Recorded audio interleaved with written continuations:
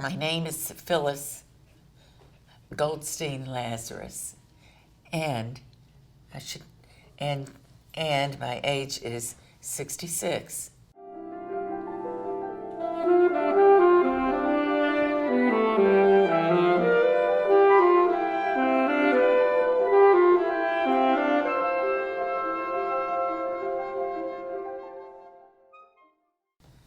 It's hard to believe it sounds so old when I think of it 66. Well, tell me about your dog.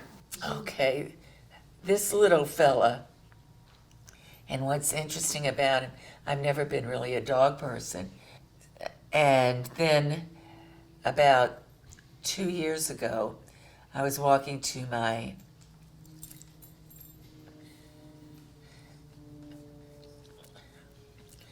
do a Zumba class. Zumba, I guess you're wondering why I'm crying, but and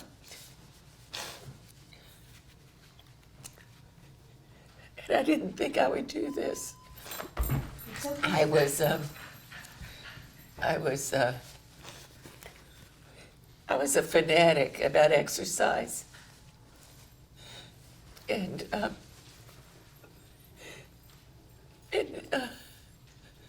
never thought that cancer would be a part of such an important part of what happens to me. None of us have had, one sister has had a bout of cancer. I've got 3 younger sisters, but it was Hodgkin's, and she recovered, and she's cured, which is wonderful. I'm not going to be cured. However, I was on my way in June of 2013 to a Zumba class, and I saw this little white dog walking around the parking lot, and he walked right up to me, and there was nothing on him, no collar, no nothing, and I bent down, and usually dogs run away from you, and I picked him up and I held him, and he snuggled in my arms. He'll do that with strangers. And of course, he was so cute, I ended up taking him home, and I named him Zumba Lazarus because of, I used to love dancing, and so it fit. And 2 months later, I got that wonderful diagnosis, which changed everything.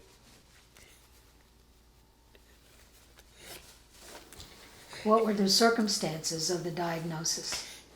I was catching a lot of colds, and it seemed like I was always, before this, I had never been sick, really never sick, but I had a lot of ear infections, and that year, it was like one boom after another. I'd get well, and then I'd get sick again. So I decided, instead of curing myself, which I did try to do, because we have a lot of doctors in our family, I decided instead I would go back to my regular doctor. And he saw something on an x-ray, a chest x-ray. He saw fluid around my lungs, and he ordered a chest scan along with a lung scan, and well, the bottom line is it showed cancer. Actually, I wasn't a smoker. I do sort of blame myself though, because as a teenager, I did smoke some, and I never smoked a lot, but it was the thing to be cool, would be to smoke.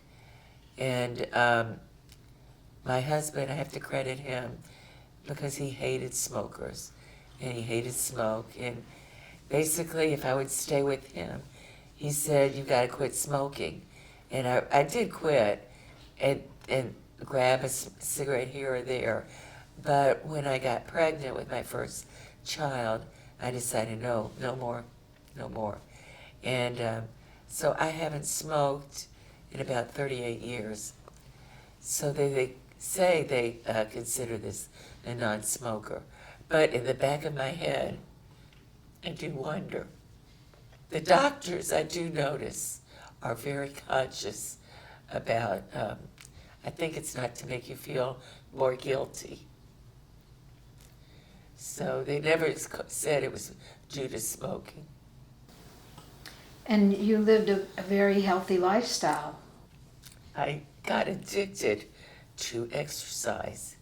It was really an addiction. It was fun, and I took out time for it. And once, my kids were adults, and I didn't have to worry about cooking, and I would hit a class here or a class there. But what really started me out was running. Started out slowly running. My husband was, he started me on running, actually. He'd say, take baby steps. And we ran around our neighborhood. And he was never the runner. And I said, I'm going to run the Peachtree, if nothing else. And that's what I did. I ran the Peachtree many years ago. And I was running, I ran for years with two women. And it's of us finishing the Peachtree together. Mm-hmm. With the running, that got me interested in building up certain other areas of my body, and that's what I was consumed with. And then this happened. What was your first reaction? Like this. And that was 2 years ago. Almost 2 years. And I still can't stop crying about it. It's awful that it has such a hold on me.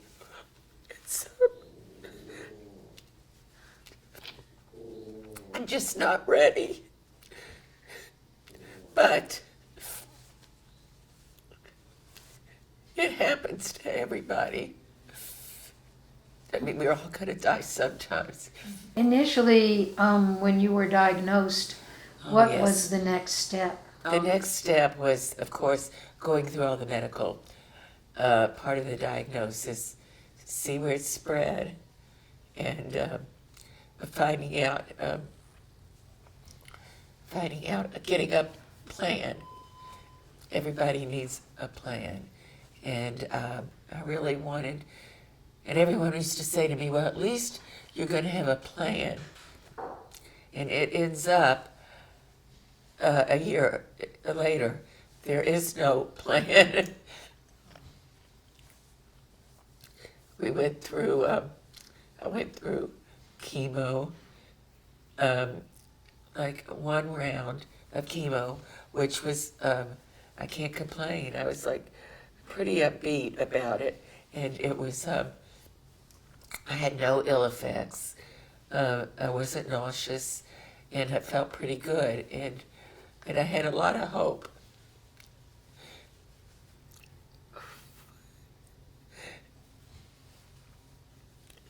And people would talk to you and say, go to this doctor, go to that doctor, constantly.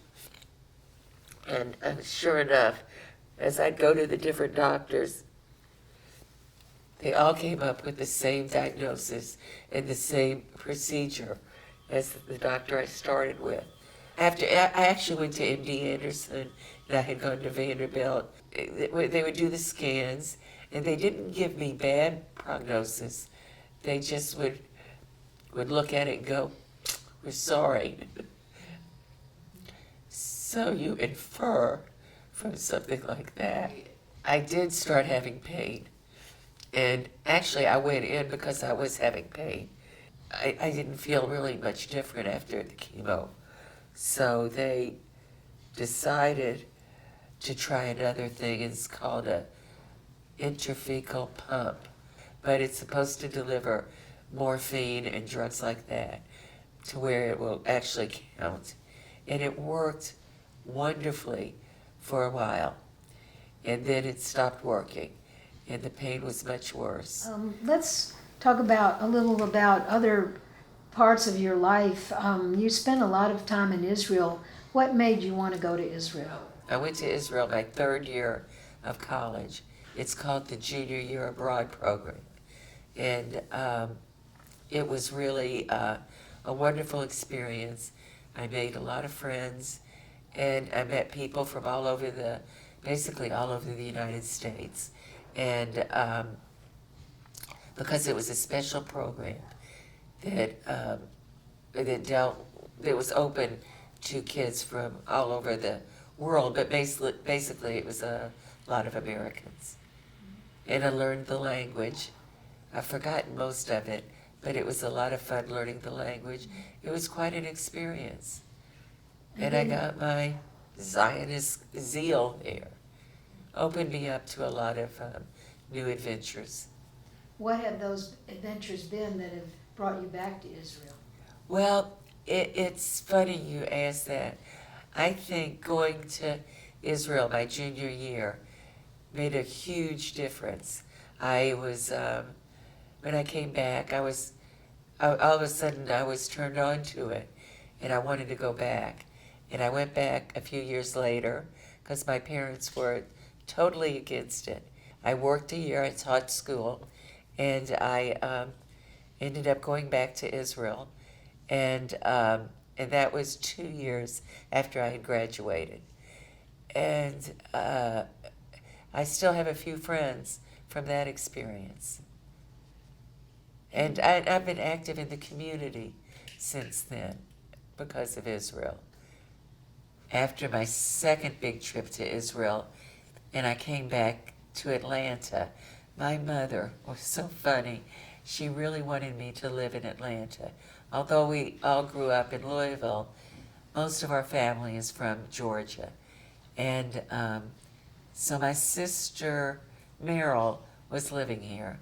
So I moved in with her till I found my own roommate. And that was great. And when was the next time you returned to Israel after that? Wayne and I actually went there for part of our honeymoon. And had I known, I would have done a lot more traveling. But it always seems like, oh, you could travel tomorrow. But that part never worked. I didn't go back again until each of my children were bat mitzvahed or bar mitzvahed. And that was, it was so 3 more times. And then I went back a couple of times with a Federation mission, community-wide mission. Tell me how you met Wayne. Let's see, the old-fashioned way, a fix-up. There was no J-date, no none of that, no match, no nothing. My cousin, Jay Kofsky, played golf with Wayne, or they played tennis together, and he offered to fix Wayne up. Wayne was old at the time. He was 29, and I was like 24. We were both very old, and I laugh because today that's pretty young to get married. And it was, he said, would you like to go out with my cousin? And the rest is history. How do you feel about how he's supported you through all the decisions that you've made through your life and now? We try to support each other, but a lot of it is trying awfully hard because he has his way of doing things and I have my way. And quite often I want to take him and take his head and go, listen to me, as he wants to do to me. But through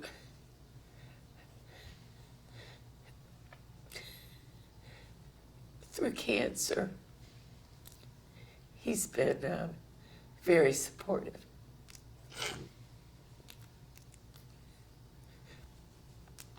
I joke with him about the next wife. And I do want him to have a next wife. And he's convinced he won't. But I know that's going to happen.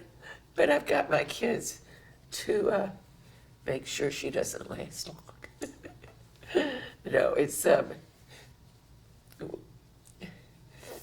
this cancer, he's been very supportive. But the most supportive person I've had is my daughter, Joanna. She's my baby. I have 2 boys and a girl. And she has been incredible. She's a nurse and living in San Francisco. Good things happened to her in San Francisco. She got her nursing degree here in Atlanta, and then she wanted to travel, so she moved out to San Francisco with a girlfriend from Atlanta, and she had a great time. And I didn't like it because that's 3 time zones away, and then we had our mother-daughter issues. When I was diagnosed, she moved back to Atlanta about 6 months later. And I told her not to come because of me, but she did. And now Joanna sleeps with me every night, which is funny. And I do wake up a lot at night. And I think it's kind of cute. But, and it does give me a feeling of security. It's like I go to her whenever, anything goes wrong. She's there for me. And then I am pretty lucky. She met a wonderful boy here. I shouldn't say boy, he's a man. She's 31 and he's 33. And she met him here, and and they're together. I'm expecting him to ask her sometime soon. I want to tell him time is a wasting. So I'm sure it'll happen soon. And if not, I'm going to put a hit on him. And I think most people would agree that I'm lucky. First of all, she's here and she's a nurse. That in itself would go, oh, you're so lucky. But then I have my son, my middle son, Zach, and he's an anesthesiologist. I mean, that is the most fantastic thing. He knows how to put you to sleep and wake you up again, which is great. So he's been a great help to me. And he married a great girl, Lisa, and they have 2 of the most gorgeous, and I am not being prejudiced, they really are the most gorgeous, and they're very smart girls ever. The oldest one's almost 5, that's Jordan, and then the other one is 19 months, and that's Parker. He actually lives like 400 footsteps from my back door to his back door. He lives just 1 street away, and that makes me, it's the greatest. Before I got this pain, I was, I'd go over there and visit, I'd walk over there, or sometimes Lisa would walk to me. Now she's pregnant, and it's harder for her to walk, and she's due in a couple of months, and we're expecting a little boy, so that'll be nice. Clearly, family means a lot to you. Tell me about that. It really does. It's what it's all about. I've got 3 sisters. There are 4 of us. And Wayne's family is wonderful. He's got a family, he has 2 siblings, but then he has an extended family that is huge. And what's unusual about it is they kind of all keep in touch. Every 3 years, his family decided they would do a family reunion, and we do it down in Florida. And it's grown from when my oldest son, Jeremy, was just a baby. He was younger than a year, and Jeremy is now, he's 38. And so about 37 years we've been doing this. And it's been remarkable. And we probably started out with 50, and we've got now easily 150. So what's important to you now? Now, getting rid of pain. um, having people support you. And I have great news. I haven't even seen Wayne yet to tell him. I'm just so excited. Meryl spent the night with me. That's my sister closest to me in age. And last night, and Jeremy called, the one out in California, and he works for Google. He is a computer nerd in every sense. And when he called last night, he's very shy, and it's very hard to get a conversation going.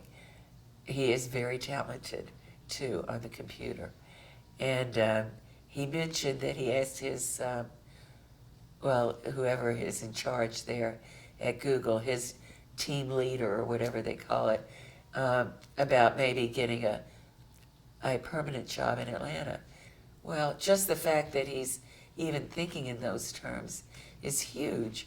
It sounds like you've been an amazing example for your children. They've all been super achievers and gone out in the world and done wonderful things.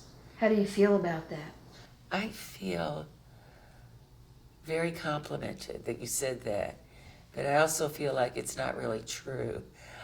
On paper, you can make it look good or look, it's all how you see the glass, half full or half empty. And we say that with my nieces and nephews too, on my side, and that they've all accomplished whatever, and they're doing well, but you could see it sometimes. There's a bump in the road.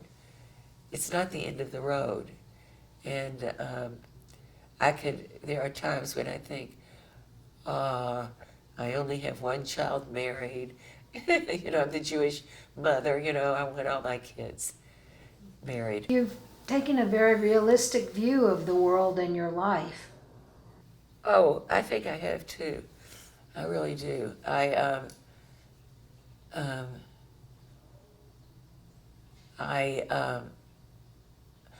envious of other people, certain aspects of other people's life and lives.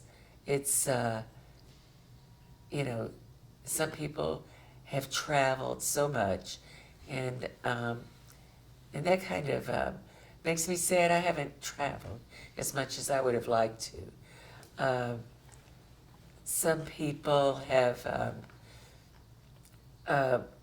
they have vacation homes, which, it would have been nice to have a vacation home. There's so many things that you can get. The grass always looks greener, but it really isn't. And so I'm going to keep saying I'm lucky, and I am. What made you decide to devote your time to the community? I was never a good tennis player. No.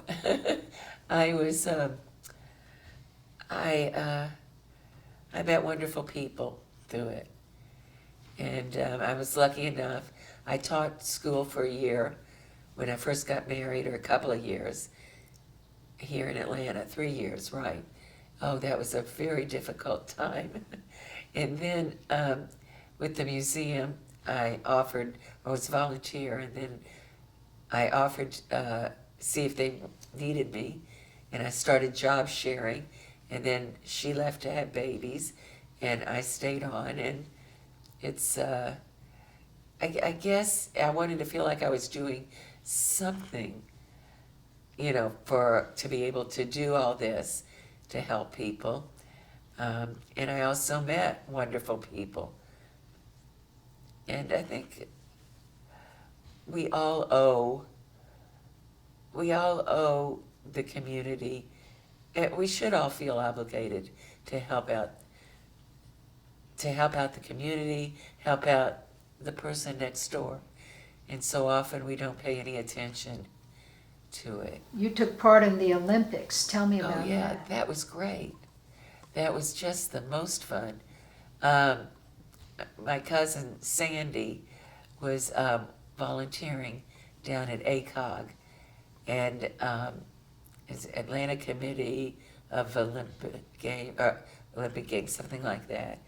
And we would, you could volunteer one day a week and answer the telephones, answer questions. It was really minimal work. The Olympics to me was such a beautiful part of life.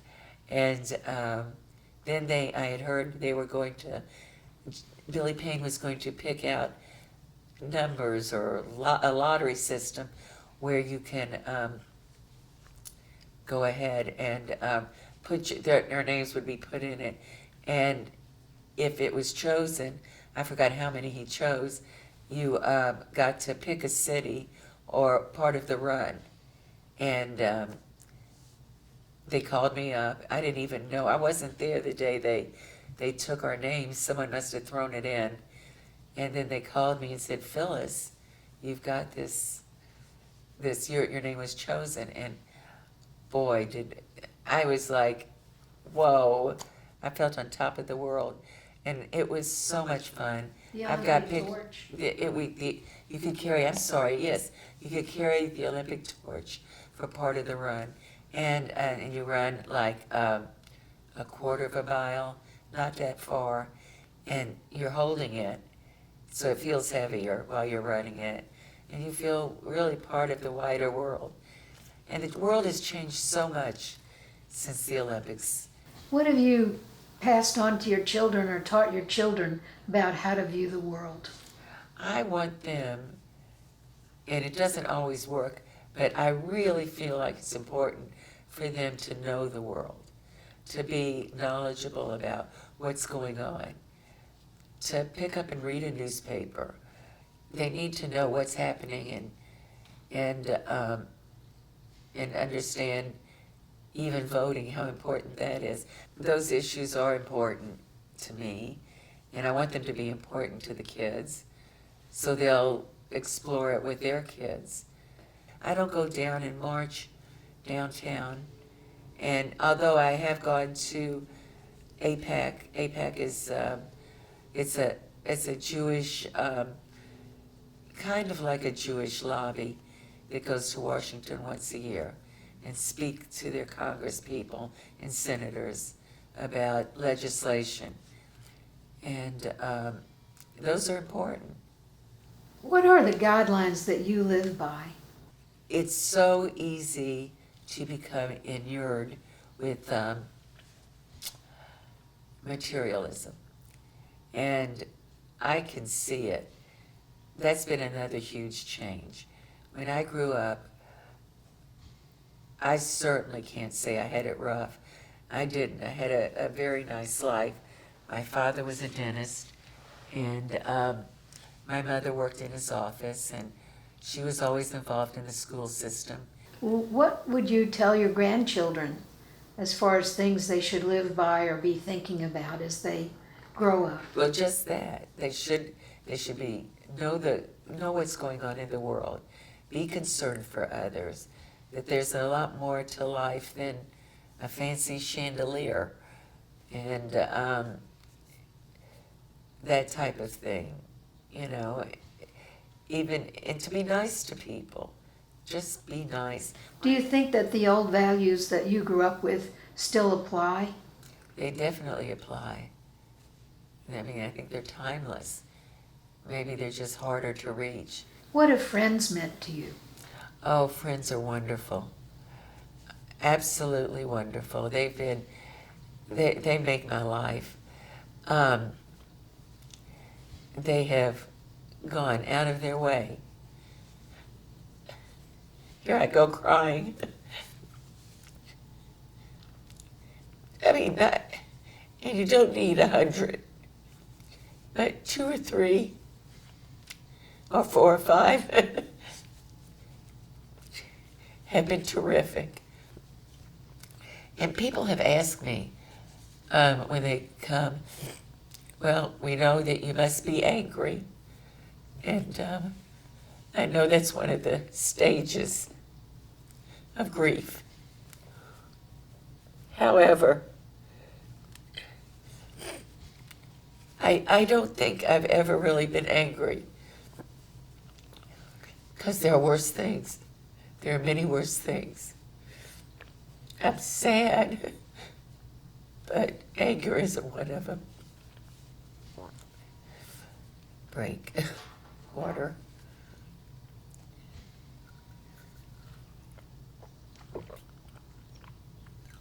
Okay. You say you haven't been angry. Right. How do you view your mortality? Well, that's scary. That's why I think this might be nice to do an interview. It's sort of sad to think that once you're gone, you're gone. I'm not sure if there is anything left once you're gone. I'm really not. I mean, my parents live on in my life through me. Has there been any turning point in your life that really changed things? And I will say that the death of my mother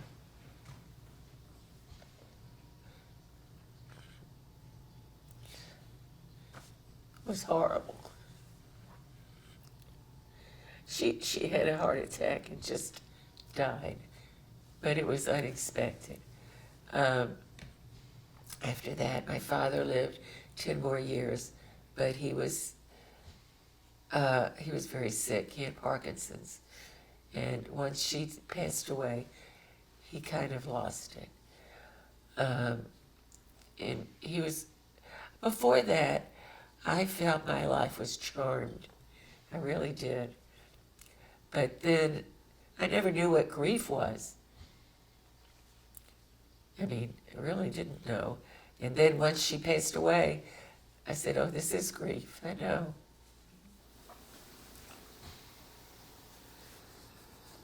And are you grieving for anything right now? I think so. I'm grieving for myself. I'm grieving that I won't see my kids grow up. I mean, my little kids. In fact, when the doctor first said, you've got this and that, and I was scared to death of chemo at the time, my first thought was, okay, just make it go away. Just make me go away. I was scared of chemo. I was scared of so much. I just wanted to pass. I said, but at least my kids are grown. And that was the first thing I thought. I've done my duty, and I won't be here, but they're on the right direction.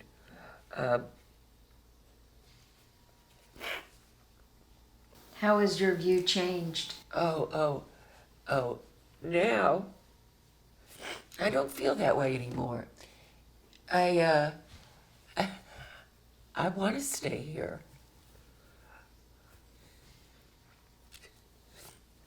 I'm not ready. And I think that's due to the fact that we are able to keep the pain under control. Um,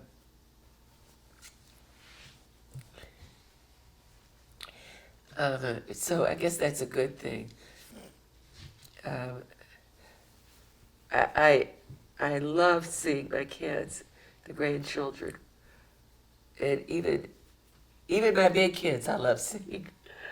Zach is, I don't think I've spoken enough about him, and Zach is such a delight. And he's so smart. And I had no idea how smart he was. And I never thought he would become a doctor. We found some papers of his where he's just learning to write, like probably first grade or something, and he wrote Dr. Zach Lazarus. I mean, but he's got such a sense of humor, and he does well. He takes things seriously. Sounds like you have a great sense of humor. How has that helped you along the way? Humor is the best. Oh man, if you don't have humor, you're putting yourself in such a bad place.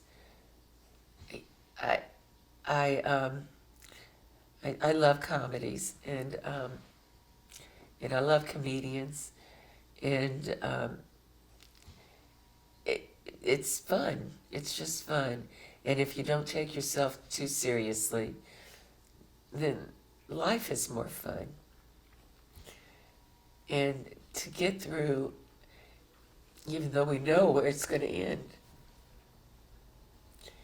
something like this, you need humor.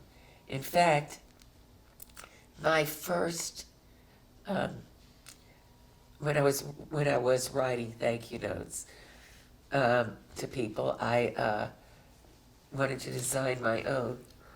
So what I did was I took a Woody Allen quote, and how did it go? It went, if you, I don't have anything against dying. I just don't want to be there when it happens. They're so funny, and I put that on the card. Not everyone got it. Is there anything else you'd like to say? Oh, probably you all are gonna leave, and I'm gonna think, why didn't I say this, or why didn't I say that? I just hope. Well, basically, I never saw myself with gray curly hair. I was a blonde, straight hair. And now it's like curly came back. And it's sort of neat, except I'm debating whether to put something on it, go back to blonde or something. But I don't know. It's all vanity, isn't it? And I guess that's it. I'll think of something later. I'll email it to you.